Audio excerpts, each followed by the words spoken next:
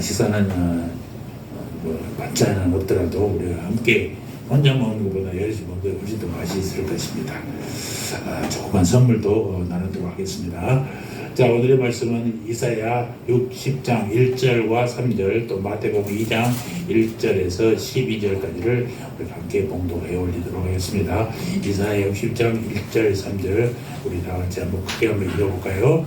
자, 책을 찾아보시고 화면에 나와 있으니까 같이 한번 읽겠습니다. 시작.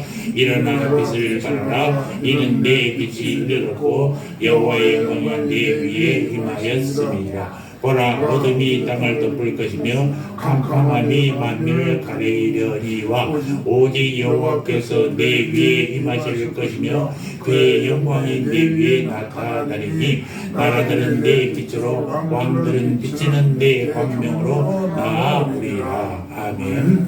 마태복음 2장 1절로 12절까지 한 절씩 교도하시겠습니다.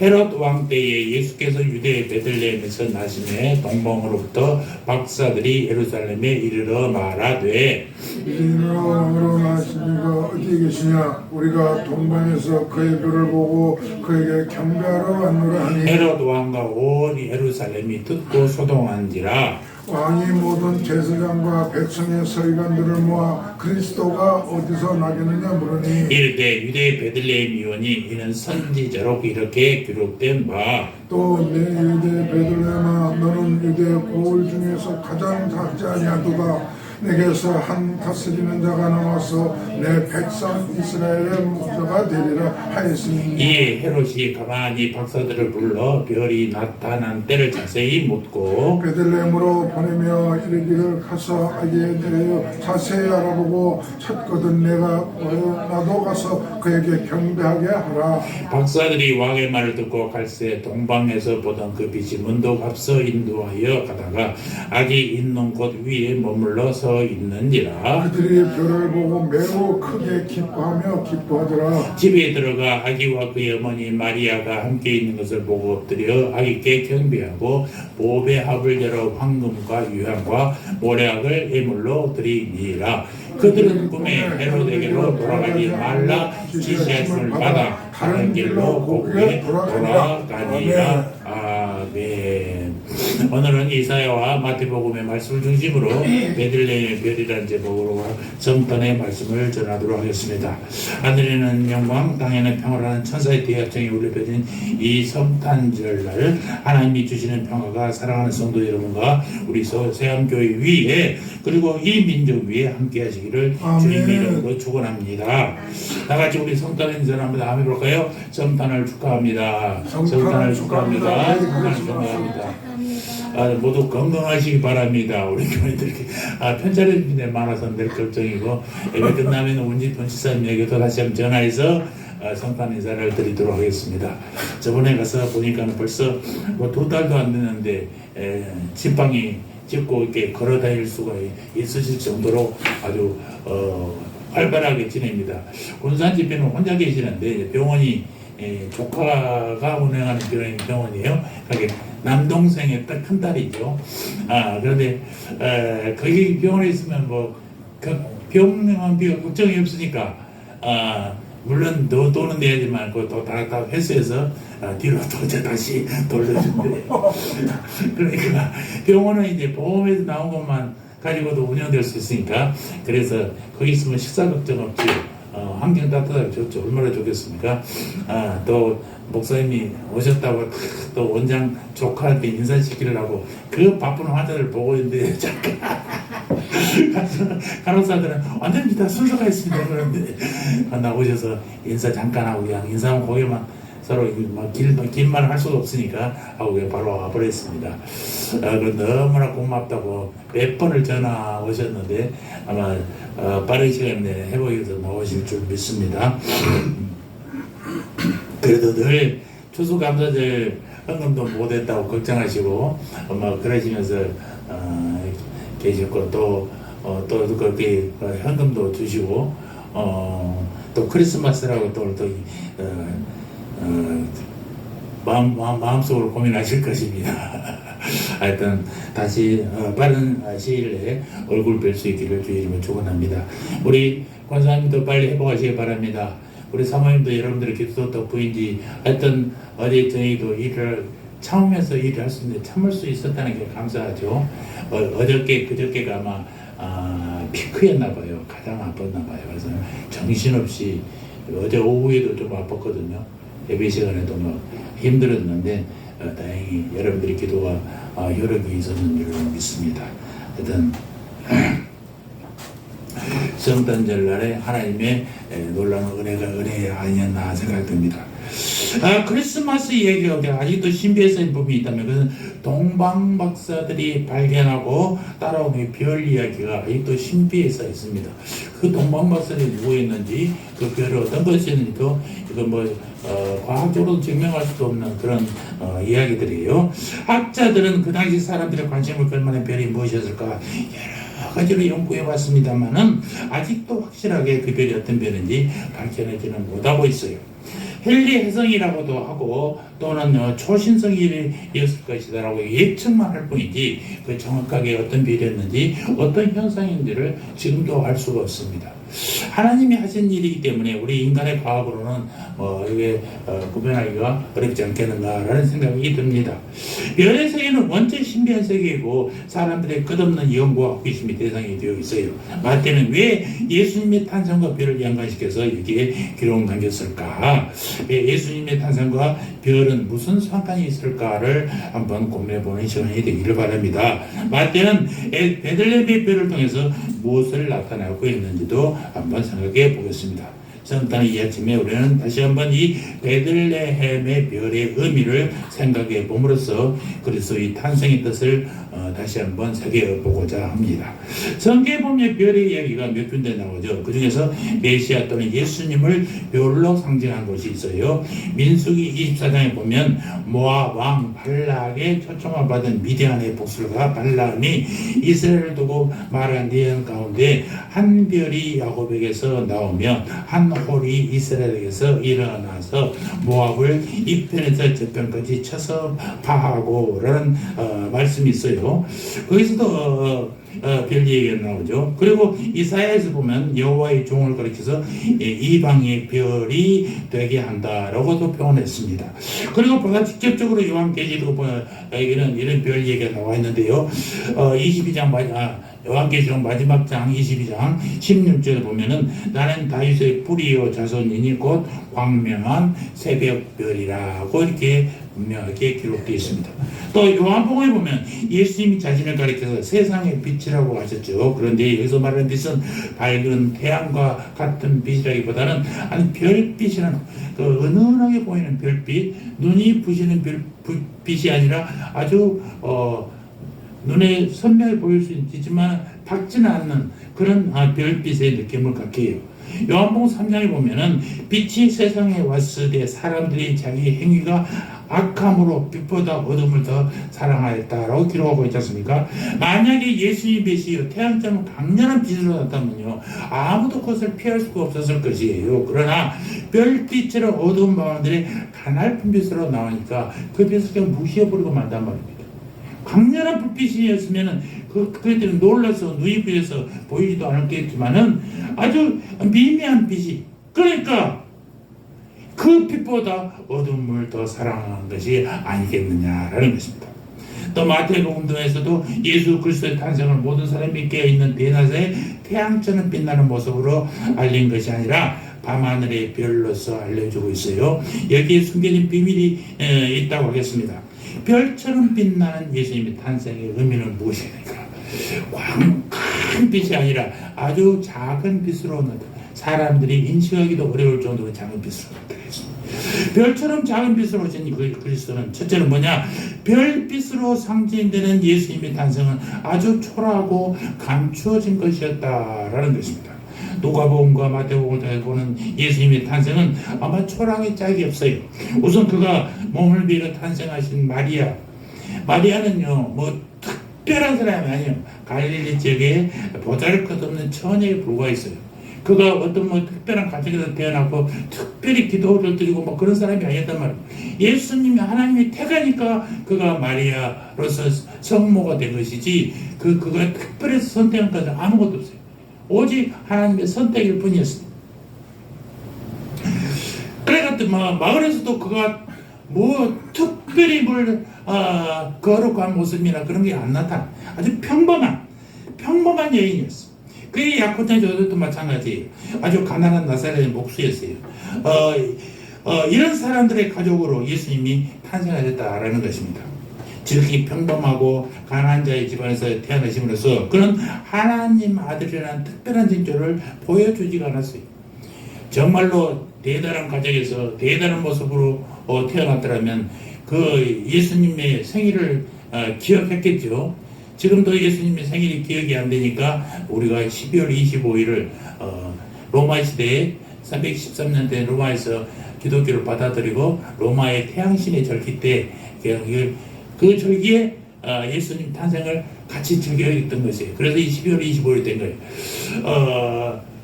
지금도 아르메니아 쪽에 아르메니아 동방정교인가 그쪽에서는 1월 7일이 성탄절로 지키고 있습니다.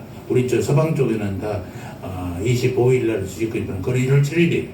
우리는 1월 6일이 이제 주연절이라고 해서 러시아 쪽에도 그렇죠. 그러니까요. 그쪽이 동방정교 쪽이 다 그쪽이에요. 그러니까 성탄절이 12월 25일을 지키지만은 사실상 예수님이 탄생한 날짜는 언제였는지 몰라. 예수님이 탄생한다고 예고는 돼 있지만 언제 어떻게 될지 모르고 아주 초라한 마구간에서 사진에 있는 것처럼 저런 창고 같은 곳에서 태어나기만 했어도 감사하지. 그런데 성경에는 마구간이라고 나오잖아요. 마구간에는 표현 안 되지만 구유에서 태어났어요. 누울 자리가 없어서 구유에서 있었다라고 하는 것입니다. 그러니까 특별하게 어떻게 아주 권력 있는 그런 집안에서 왕권을 가진 집안에 태어난 게 아니라 태어나도 알 수도 없을 정도로 소리 소문 없이 난 아주 언제 왔는지도 모르고 태어났어요. 밤하늘에 수없이 많은 별 중에 하나처럼 나타나지도 않고 뚜렷이 보이지도 않지만 그냥 많은 별 중에 하나로 태어난 것처럼 우리에게 보였단 말입니다. 이것은 그가 지극히 작은 자로 섬기러 이 땅에 오신 것을 뜻한단 말입니다. 자기를 과시하려고 하는 게 아니라 그냥 밑 속에서 보이지 않게 봉사하려고 헌신하려고 해요. 자신을 과시하러 오신 것이 아니라 고난의 종으로 섬기러 오셨기 때문에 정말 작은 별처럼 작은 겨자씨처럼 하나의 미랄처럼 이 땅에 탄생하셨다라는 것입니다. 그는 결코 자기를 나타내려 하지 않으셨어요. 지극히 작은 자로 지극히 평범한 사람 속에서 사시면서 종으로서의 사명을 온전히 감당하셨던 것을 우리는 기억합니다. 별처럼 태어나신 예수님은 오늘 우리에게 지극히 작은 자로서 겸손과 섬김의 사람이 되라라고 교훈하고 있는 모습이죠. 성탄은 우리로 밤하늘의 별처럼 어두운 세상을 향해서 겸손하게 빛을 발하도록 요청하고 있다라는 것입니다. 두 번째, 예수님은 별처럼 이 땅에 태어나셨습니다만 그는 희망의 별로서 사람들에게 희망을 갖게 하셨다라는 것입니다. 새벽별은 언제나 희망의 상징이죠. 아침에 일어나면 동력에 돌아오는 새벽별, 별 명령의 금성이라고 우리나라에서는 부릅니다만은 여명 해가 뜨기 전에 동료 하늘에 항상 제일 크게 빛나는 별이 새벽별 금성이에요. 그래서 이 별을 보면서 하루가 이제 시작되는구나, 여명이 밤이 거두어지는 거라는 새로운 소망을 갖게 되죠. 동방발설이 별을 보고 찾아온 것도 별이 말해주는 미래의 희망 때문이었을 것입니다. 별을 연구하는 점성가들은 미래를 점치는 사람들이죠. 미래를 향해 사는 사람들이라고 하겠습니다. 이와 같이 별은 우리에게 미래를 말해주고 미래를 향해 희망을 가지고 나가도록 이끌어주는 힘이 있는 것입니다. 예수님의 탄생은 이 타락한 세상의 변화와 구원을 기다리는 사람들에게 희망을 주고 있다는 거예요. 평화를 기다리는 사람들에게 희망의 빛이 되었습니다. 진리를 기다리는 자들에게는 진리의 빛이 되었어요. 사랑을 강구하는 자들에게는 사랑을 부어주심으로 희망을 갖게 했고, 구원을 강구하는 자들에게는 자신을 내어주심으로 하나님의 약속에 대한 희망을 갖게 했다라는 것입니다. 죽음을 두려워하는 자들에게는 부활의 주님이 되셔서 산 소망의 빛이 되셨던 것입니다. 이 베들레헴의 별이 동방박사들 앞에 빛남으로 기쁨이 되고 소망을 주었던 것처럼, 오늘날 예수님은 이 암흑으로 덮여진 세계, 혼미를 거듭하고 있는 우리 사회의 베들레헴의 별로 우리에게 희망을 주고 계신다라는 것입니다. 그래서 우리로 낙심하지 말고 그 별을 따라 동방박사들처럼 순리의 길을 떠날 것을 촉구하고 계시는 것입니다. 우리는 이 성탄에 현실에 안주하는 자가 아니라 희망의 별을 쫓아 순리하는 자가 될 것을 다짐하여야 되겠습니다.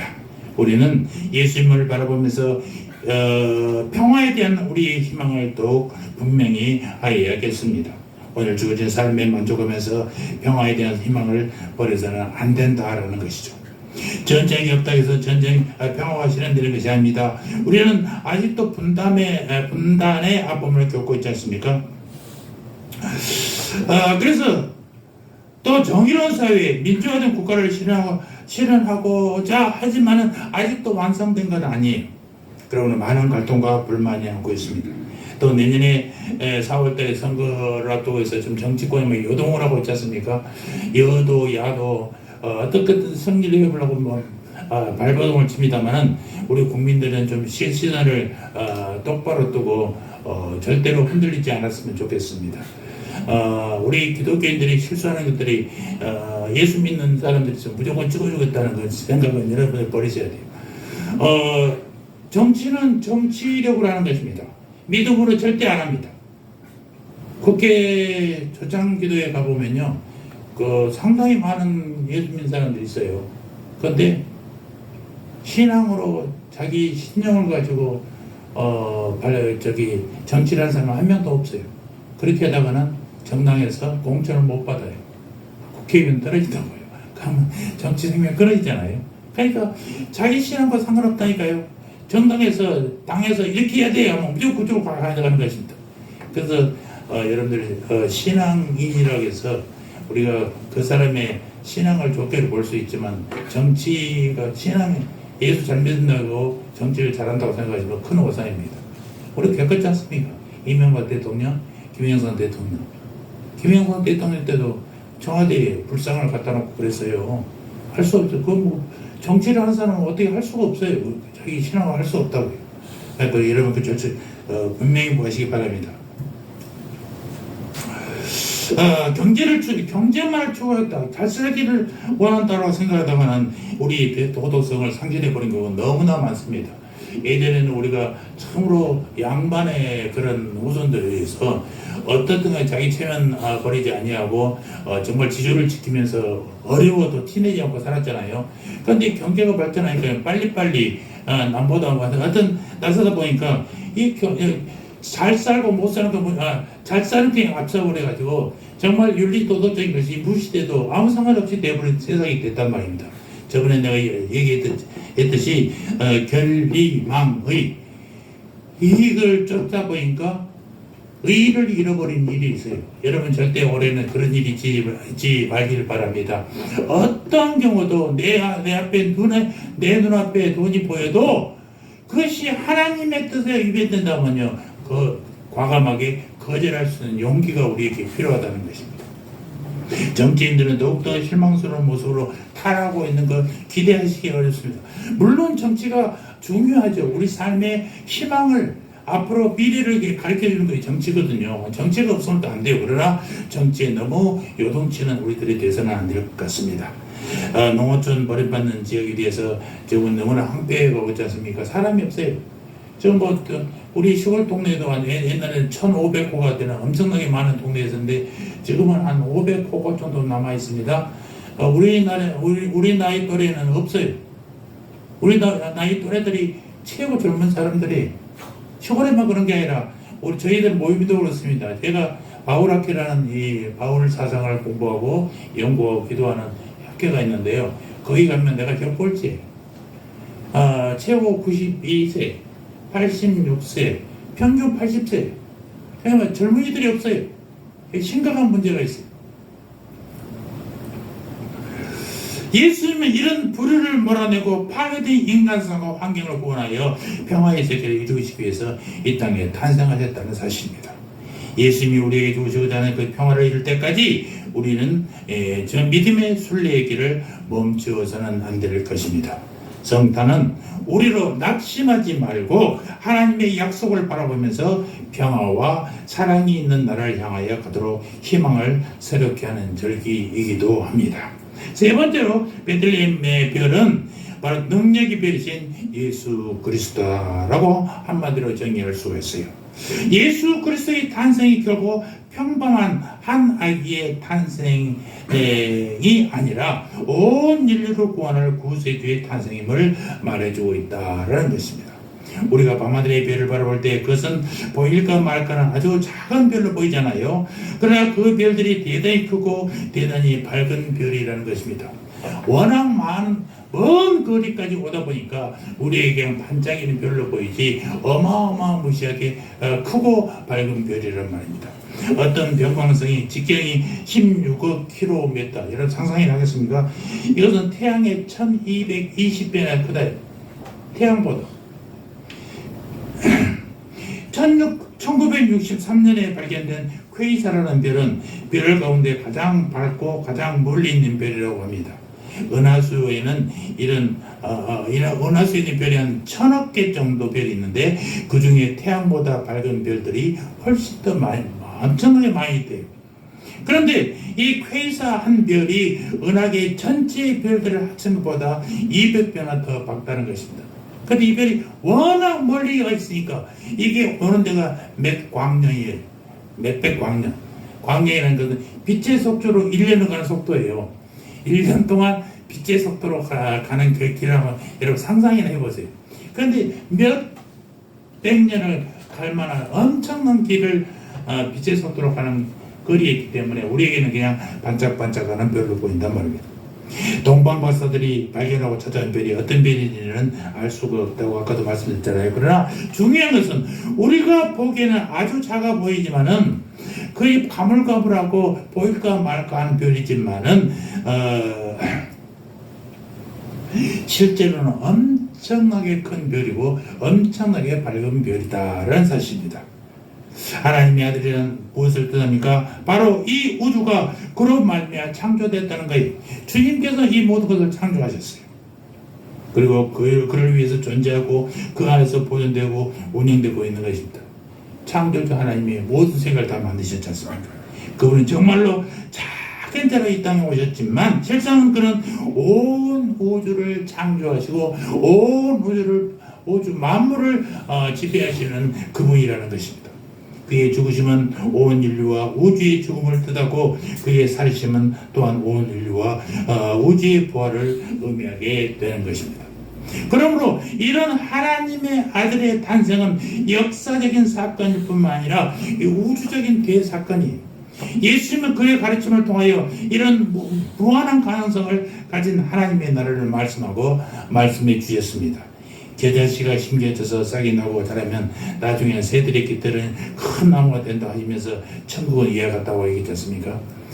제가 옛날 집사 때 청년 때 목사님이 거기 성지 순례를 갔다 와서 겨자씨를 선물로 준 게 있었어요.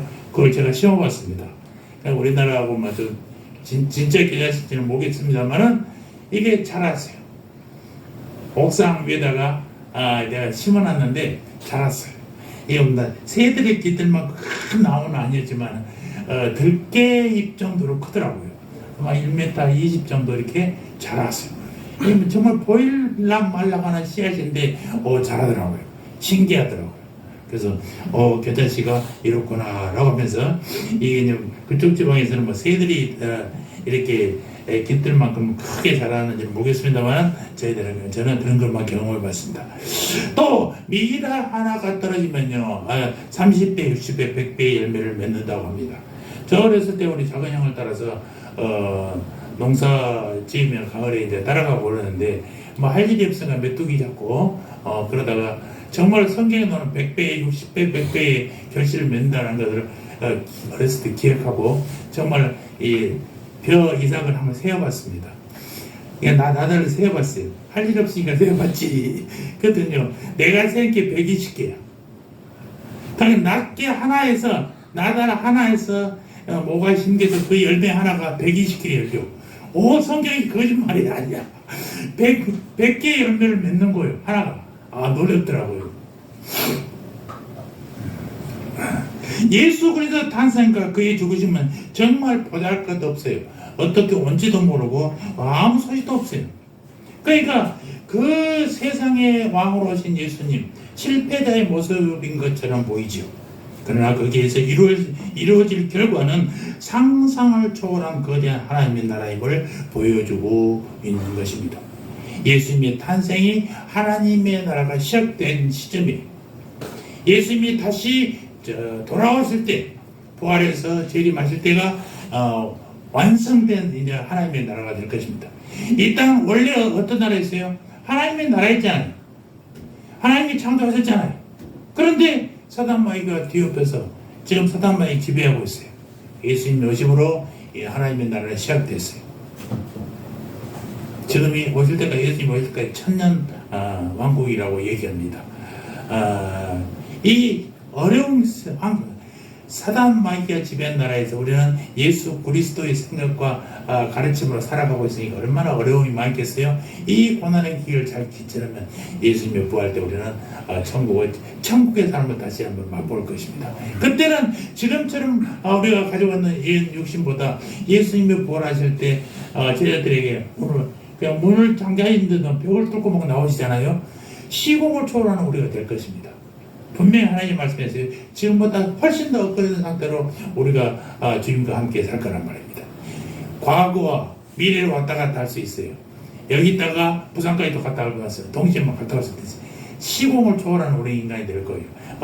상상만 해도 얼마나 감사합니까? 기분이 좋습니까? 이런 하나님과 함께 정말 천국에서 살 여러분 꿈을 꾸시기 바랍니다. 아멘.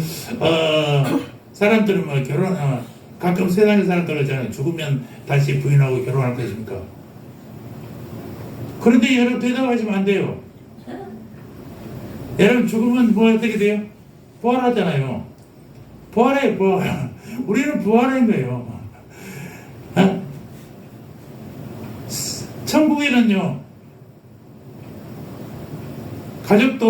가족으로 되는 게 아니야. 다 그냥 천국의 백성이야. 부부가 천국에 다시 만날 일도 없어. 만나더라도 부부로 있는 게 아니야. 그러니까 그런 대답에 절대 여러분 응하시면 안 됩니다. 장난이라도.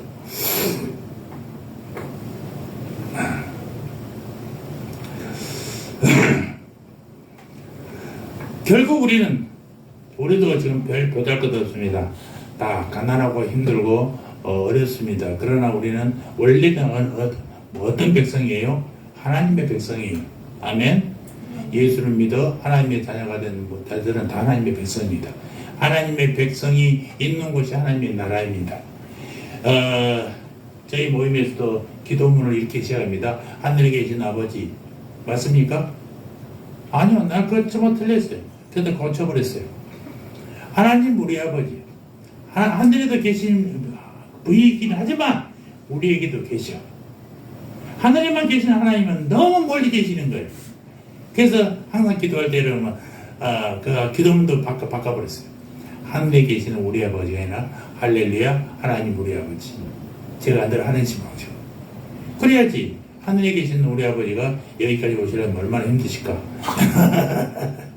여러분 그렇게 구간적으로 생각하시면 안 됩니다. 하나님은 항상 우리와 함께 계십니다. 아멘. 지금도 함께 있는 것이 천국이에요. 죽어서만 가는 천국이 아니에요. 살아 있어도 주님과 함께 예수를 믿는 모든 사람들과 함께 있으면 그 나라가 천국이란 말입니다. 천국은 따로 있는 게 아니에요. 하나님이 지으시고 하나님을 사랑하는 모든 백성들이 사는 곳은 다 하나님의 나라인 것을 여러분 믿으시기 바랍니다. 그래서 우리가 오늘 여기서 눈물로 심고 뿌리며 가꾸는 복음의 역사는 마침내 거대한 하나님의 나라를 완성하게 될 것입니다. 그것은 온 인류의 어둠을 밝힐 하나님의 아들이 비친 것이죠. 정단은 이제 우리로 겸손과 봉사와 사랑은 작아 보입니다만은 결코 그것은 작은 것이 아니라 바로 하나님 나라를 이루는 힘이고 생명을 깨닫게 이루는 것입니다. 내 한 사람에서 무슨 큰 변화가 있겠냐 하지만 내 한 사람이 너와 내가 되고 우리가 되면은요 거대한 물결이 되는 것입니다. 그래서 복음을 전하는 것은 어제도 얘기했지만 땅 끝까지 언제까지? 세상 끝날 때까지 제한 없이 복음을 전하시기 바랍니다. 끝으로 베들레헴의 별은 어두움 속에서 길을 잃고 있었던 동방박사들의 길을 인도하여 주었지 않습니까? 동방박사들이 그 별을 따라서 찾아오게 만들었습니다. 별은 진리의 빛이고 어둠에 휩싸이지 않는 의의 빛입니다. 예수 그리스도는 비록 보잘것없는 작은 자로 태어나셨지만은 그리고 그는 아무 재물이나 권세를 갖지 못한 채 연약한 자로 활동하셨지만 그가 밝힌 진리의 빛을 누구도 꺾을 수 없었고 누구도 그것을 능가할 수 없었습니다. 그는 불의와 위선과 허위를 밝히 드러내서 부끄럽게 만드셨고 악마의 끈질긴 공격을 진리로 물리치셨고 악의 빛을 드러내셨습니다. 그의 빛은 작은 것이었지만 누구도 그 빛을 막을 수 없고 그 빛에서 도망할 수 없었습니다. 그러나 또한 그 빛은 너무나도 분명하고 확실해서 길 잃은 자들에게는 길을 찾는 등대와 같은 안내자가 되었고 방황한 자들에게는 진리의 등대가 되었던 것입니다. 예수님은 제자들에게 너희는 세상의 빛이라 라고 말씀하셨어요. 세상의 빛이란 어둠을 전제로 한 말씀이잖아요. 세상의 빛이라는 것은 어둠이 있다는 얘기잖아요. 우리는 대낮에 등불을 켜는 것이 아니라 어두운 밤에야 등불을 켭니다. 등불은 언제 필요해요? 어두운 밤에 필요한 거예요. 세상이 어두운 이 세상 우리가 빛이 되어서 하나씩 밝혀야 되는 것입니다. 그럼 왜 그래요? 어둠을 몰아내기 위해서. 예수님의 탄생이 아까도 얘기했지만 하나님의 나라와 도래라고 했어요. 시작이라고 했어요. 그러면 그것이 한 사람 한 사람 모든 빛이 되어서 밝혀지면 어둠은 물러갈 수밖에 없게 되는 것입니다. 어둠이 완전히 물러가고 완전한 새하늘과 새 땅이 되면은 그때가 바로 우리 천국의 예수님이 창조하셨던 에덴의 꿈이 이루어지는 것입니다. 예전에는 새하늘의 새 땅이 이 더러운 지구가 싹 없어지고 세상이 없어지고 새롭게 생긴다고 생각하는데요. 그러면 이거 하나님의 창조가 엉터리라는 거 아니에요? 하나님이 잘못 만들었다는 거 아니에요? 그걸 그렇게 해석하지 않습니다. 지금 원래 하나님이 창조하신 세상 여기에 사단이 죄악으로 덮어져 있는 것을 말끔히 걷어내버리면 새하늘과 새 땅이 되는 것입니다. 정권이 바뀌면 새 정부가 들어섰다고 얘기하잖아요. 새 나라가 생겼다고 그러잖아요. 하나님의 나라가 죄로 덮여있지만 이게 말끔히 벗겨지면 새하늘과 새 땅이 되는 것입니다. 이것을 위해서 우리가 세상 끝날까지 또 어디까지? 땅 끝까지 전도해야 됩니다. 전도는 우리의 사명이에요. 예수님께서 지상명의 가장 큰 명령 중에 하나가 이 전도예요. 전도에는 여러분들 어떤 시기와 때와 장소가 필요 없습니다. 언제든지 여러분이 만나는 모든 사람들에게 예수 믿으십시오. 꼭 전하는 여러분들이 되시기 바랍니다. 만나는 사람마다 해야 됩니다. 그거 받아들이든 안 받아들이든 상관없습니다. 그러나 우리 일은 하나님께서 하신 명령을 수행하는 거예요. 사단마귀는요, 예수 못 믿게 하는 것이 그 주특기잖아요. 당연히 해야 되는 거예요. 그것은 열심히 하고 있는 거예요, 여러분. 사단마귀가 못하게 하니까 내가 안 했다고? 그거 핑계 대면은요, 사단마귀가 지는 거예요. 사단마귀의 역할은 예수 못 믿게 하는 역할이에요. 우리는 뭐예요, 역할이? 예수 믿게 하는 역할이에요. 누가 이겨요? 결국은 우리가 이겨. 왜? 하나님이 나와 함께 하시니까. 아멘. 지금은 그들이 힘이 세고 훨씬 더 유능할 것 같지만 결국은 하나님께서 승리하시게 된다는 사실을 잊지 마시기 바랍니다. 그래서 소망을 가지고 여러분 복음을 전하는 거예요. 전해야 되는 거예요. 이게 우리가 주님 앞에 떳떳이 그래도 내가 주님의 말씀을 잘 이행했습니다라고 할 수 있는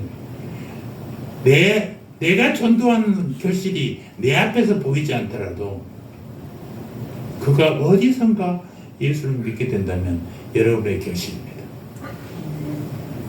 동영상이 유튜브에 많이 들어오고 있는데 호주에서 전도한 양반이 있었어요.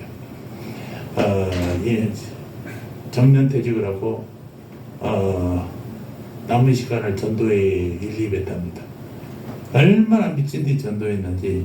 그런데 자기 교회에 온 사람 하나도 없었어요. 그런데 그 왔다가 갔던 사람들이 세상에서 그분의 전도 때문에 예수 믿었다라는 얘기가 막 속속속 세상에서 세계에서 막 들어오기 시작했어요. 어마무시하게 많은 사람들이 예수 믿었더라고요.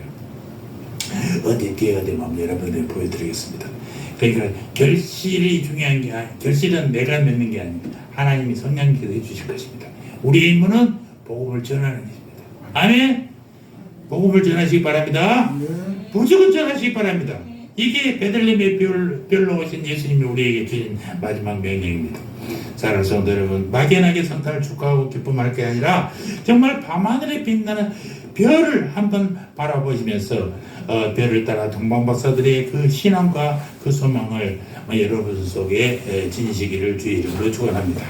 작은 별로 탄생하신 하나님의 아들을 본받아 겸손과 섬김을 배우고 그가 보여주시는 미래의 약속과 이상을 여러분 속에 희망으로 간직하시고 작은 것 속에서 무한한 가능성을 발견하면서 하나님의 나라를 추구하며 믿음과 사랑을 지니고 이 사회의 어두움을 밝히며 방황하며 갈망하는 현대인들을 진리 가운데로 인도하는 진리의 빛이 여러분들이 되시기를 주의 이름으로 축원합니다.